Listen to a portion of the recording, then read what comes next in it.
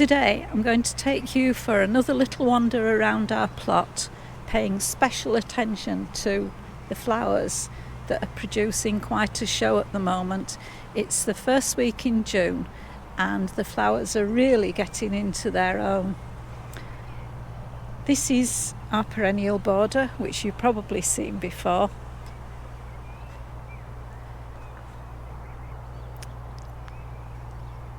The perennial cornflower are starting to go over now and starting to flop. What I shall do is cut all this year's growth, or I should say last year's growth, whatever, off, and then new leaves will sprout from the middle, and with a bit of luck we'll get a second flush of flowers which will please the bees no end. Now we've got several roses on the plot, mainly chosen for their, not only their nice flowers, but for their perfume, because really I don't really think a rose is a proper rose unless it's got beautiful perfume. The exception to that is this one, which has got small red flowers. This one's called Elm's Horn.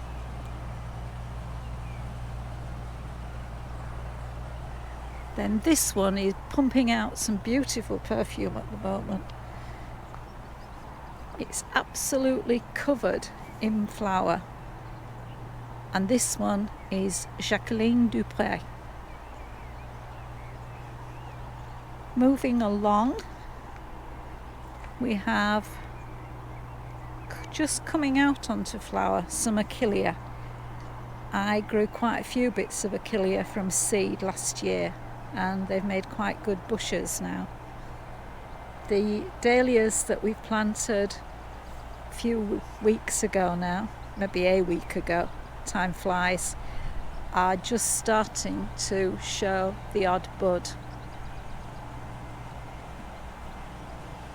which you may be able to see.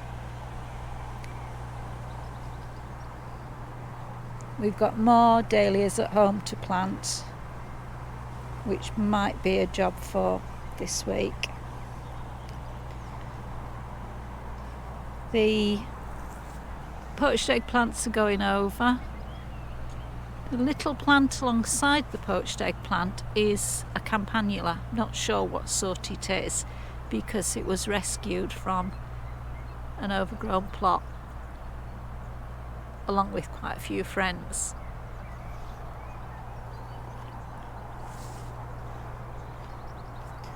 Now this rose is Evelyn. I think it's a peachy coloured rose. I can't be absolutely certain because it hasn't flowered for quite a while. In fact, we thought it was dead, but it seems to have got a second lease of life. And then finally, the last flower, oh sorry, not the last flower, the last rose is Baroness Rothschild,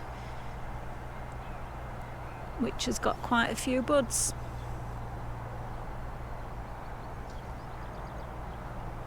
And behind the Baroness is one of our black elders, which is just starting to come on to flower.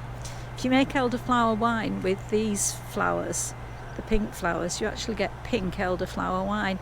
In fact, if you just put one little sprig of these flowers in with normal flowers, it turns the whole thing pink.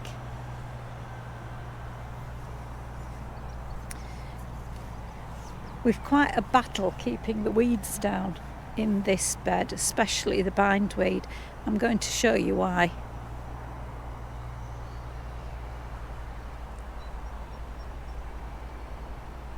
That's the plot opposite. It's been allocated a few times, but people come for a few days and then just seem to be outfaced by it, and you can hardly blame them. So let's go around the back of this bed and down here, nestling amongst the brown leaves of the elder, is a little blue penstemon. Not sure what it's called.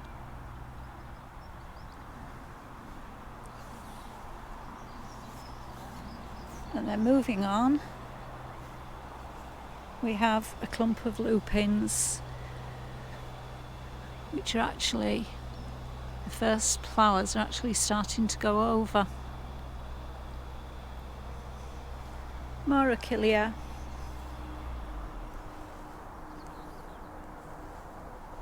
You might just be able to see dahlia buds there.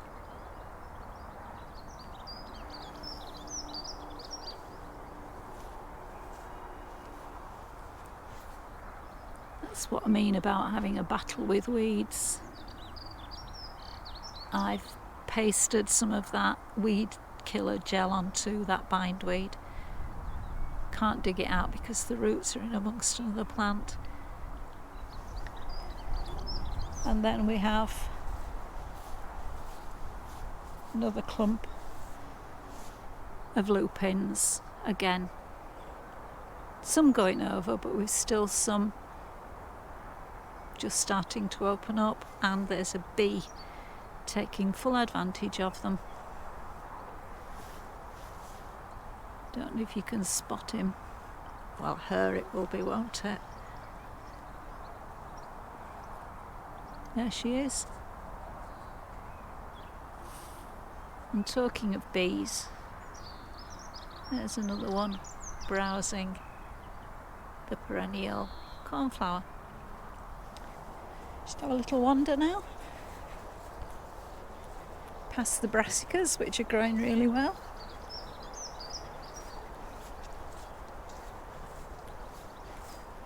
Got a whole row of chives on flower. I'm not actually sure why these look so different from all the rest. These are quite small when you compare them to the other ones. They look quite different. Not sure why.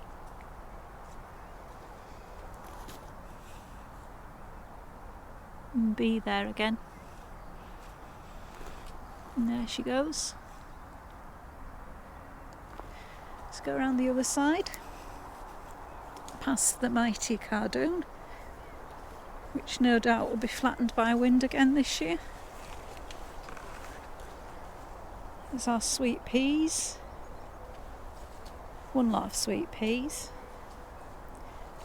But what I really wanted to show you were these.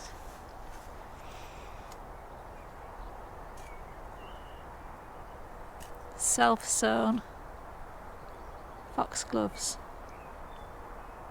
We have foxgloves popping up all over the plot.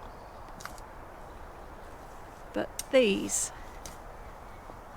is by far the best clump, and the colours are lovely.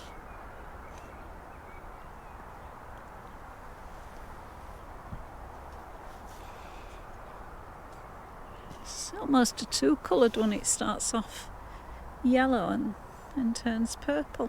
Never noticed that before.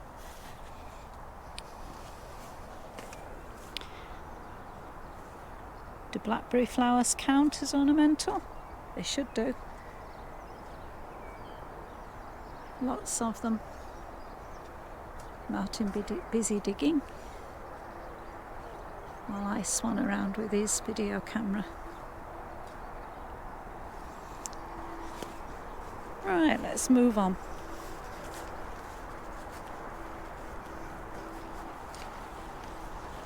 I know this is about flowers, but look.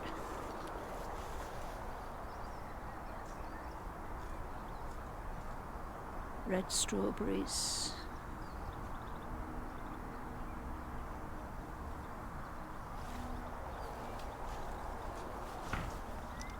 Some more.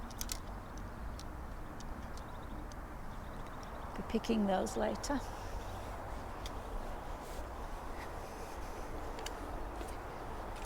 That's the potatoes.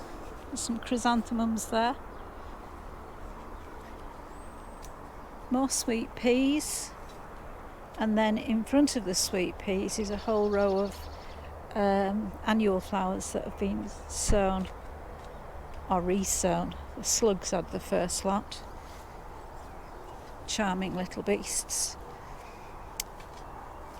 This is another flower bed in need of attention at the moment. We've got Campanula persicaria.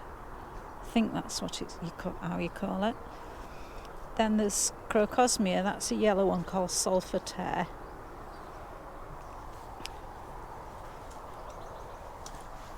There's a nice little yellow Aquilegia that I grew from seed. The bees are everywhere. There's one in the Aquilegia too, look.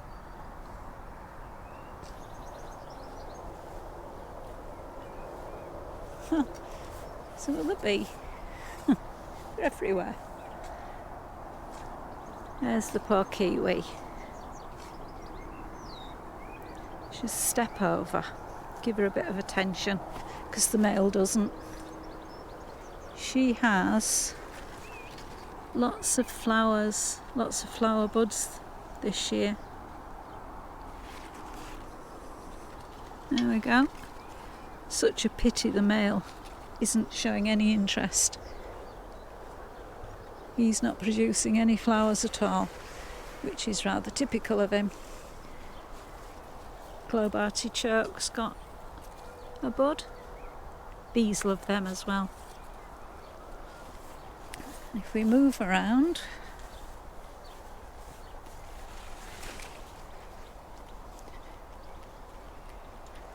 this is our pear bed. This bed's virtually left to look after itself. These annuals just self-seed and come up every year, the candy tuft. There's various Aquilegias that pop up in all sorts of colours. I've never planted a black one, but we've got a black one, which actually goes quite nicely with the poppy. And there's another bee whizzing past.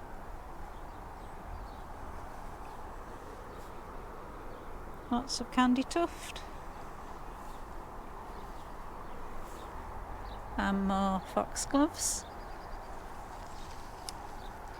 There was a pinky coloured poppy there, but it's gone over now.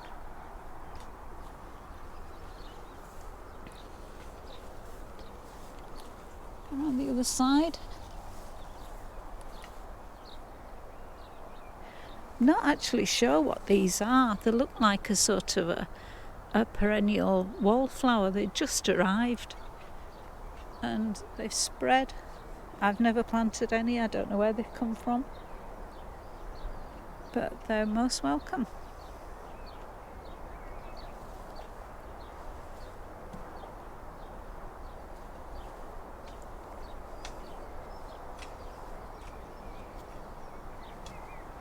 There's quite a few of these black Aquilegias have come up this year. And there's a sweet rocket over there, just over there.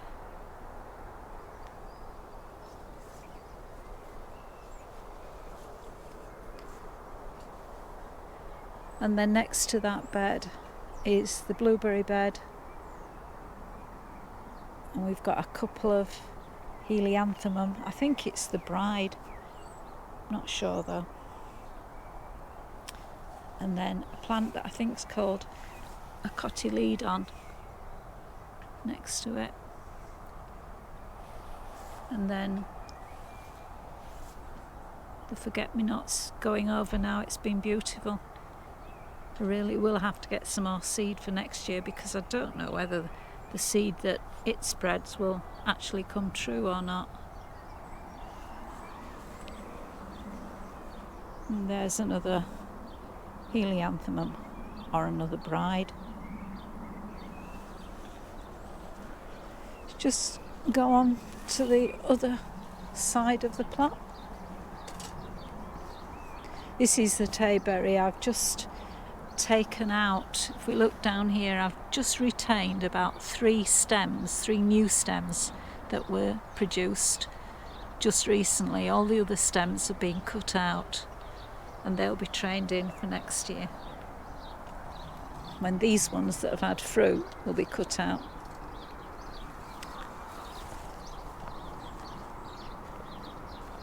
I'm just having a look at the plum tree, whether there's any fruit actually left on. Oh, there's some there. The wood pigeons, bless their little hearts, have been pulling off all the immature plums. So I do hope they leave some for us.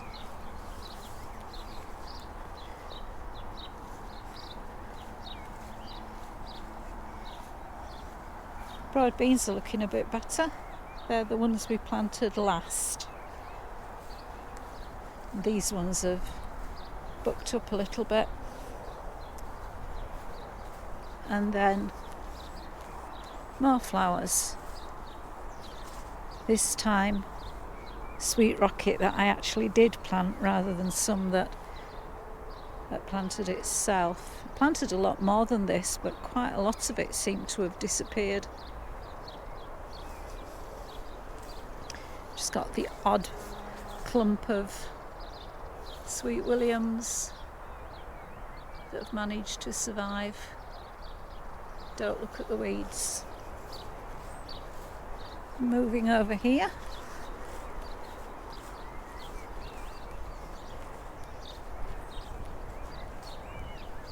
This bed should be full of annual flower seedlings. But guess who came to dinner? I'll give you a clue.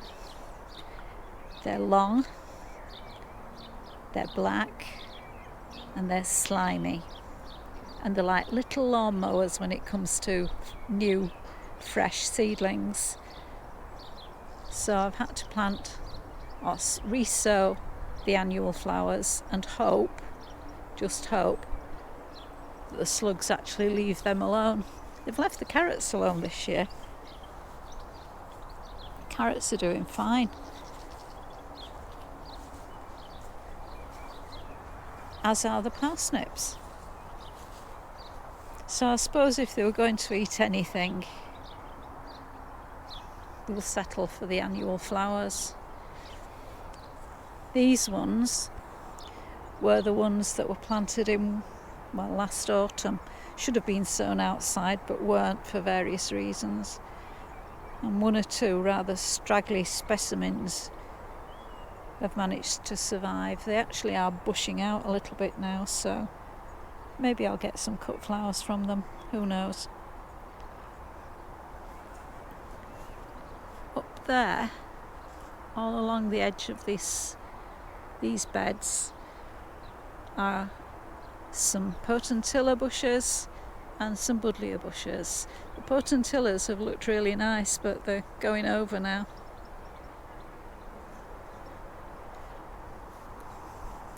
I'll show you a nice little poppy. At least somebody's trying.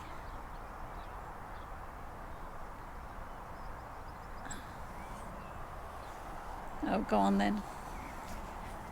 We'll have a look at the cornflowers, or they'll become jealous.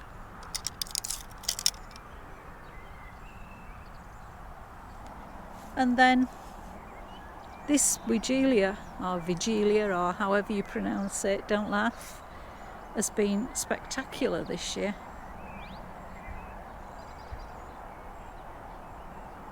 It actually arrived at the plot as a pruning really that I took from a plant that I have growing in the garden at home. And it's doing really well.